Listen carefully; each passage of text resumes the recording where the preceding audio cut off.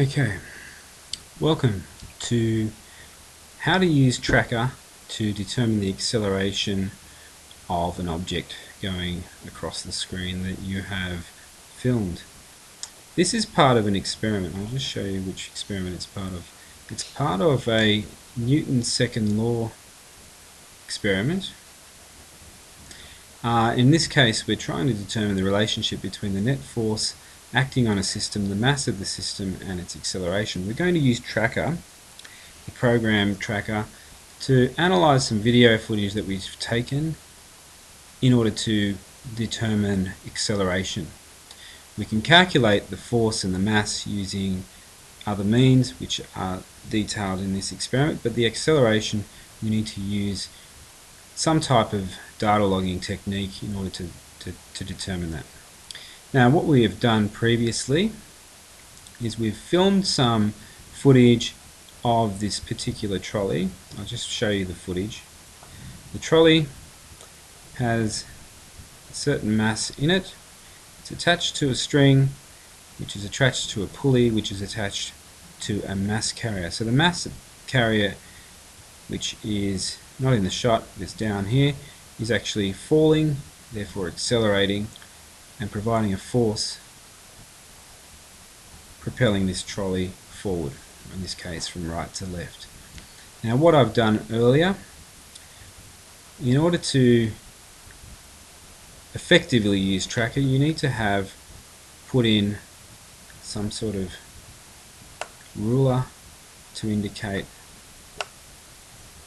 the distance on the screen. So in other words, what I've done, I've selected, prior to this, selected the tape measure function, and dragged that tape measure down to the ruler and stretched it across the 1 meter ruler.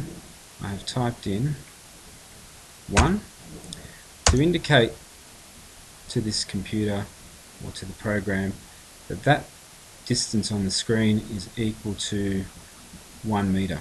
And I can move that out of the shot. Now, the other thing I've done is I've set up the axes. So to do that, you hit the axes button, and I've dragged those axes up to, so just using this, I've dragged them up to the place where the car is going to start, and I've set that as the point of origin. I've lined up the axes, which you can do just like this, along the ruler, so that we're measuring the distance, we're measuring the displacement. We're going to be tracking the displacement every time interval along this x-axis. We're not really worried too much about the y-axis, but we still want it to be, in line with that ruler, or in line with the desk that the trolley is moving across. Okay, this little mark here indicates a positive direction. So although the trolley is moving from right to left, we're going to say the displacement from here to here is positive. So we're basically just setting our numbers to be positive rather than negative. Okay, now we'll rewind our film back to the start. Okay, the next thing we need to do is we need to set our time, or our step size, our time intervals. So I've set it to 0.1 of a second, which is a fairly decent level of accuracy. You can set it to quite a small time interval, which you might need for faster speeds, but this particular trolley is not going that fast. It is accelerating, but I've just set it to 0.1, and we might leave all of our trials to the same time interval. Okay, so 0.1 is fine. And another thing we need to do is to scroll this pointer across to where the trolley starts. Now, fortunately for us, the trolley sort of starts right from the beginning, starts on the first frame. Okay, as we can see there, you can stop that. Starts on the first frame. Okay, we're ready to start plotting. I'll just move our axes to the center there, and what we need to select is a new point mass. I've actually already selected that there, and we're going to use the control key,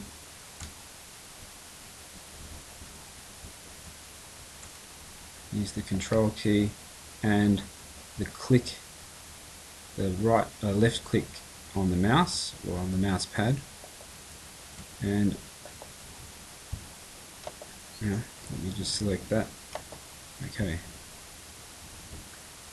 And in order for it to work, you actually need to be not on the axis but somewhere just above the axes, and this little mark needs to appear, this little target. Okay, we might ignore some of these ones at the start because they're not going quick enough. Okay, we can see the front of the car here. So we might ignore some of these values here because they're a bit too close together. It won't matter because we have a constant acceleration. We can start our graph anywhere, really. We can start our plot anywhere. Okay, so we're plotting the front of the car, its position on the screen, or its displacement from the origin. You can see the distances, or the displacement gets further apart with each time interval. So we know that our trolley now is accelerating forward or from right to left. Just move that plot.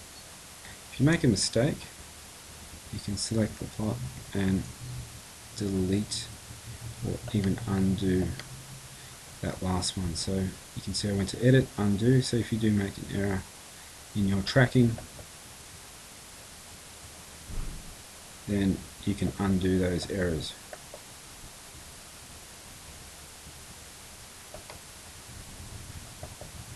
Okay, once that is done, we might leave it at that. And you can use this arrow on the top right hand corner of the screen to display. You can move it across all the way, or you can just move it across part of the way so you can still see the video screen.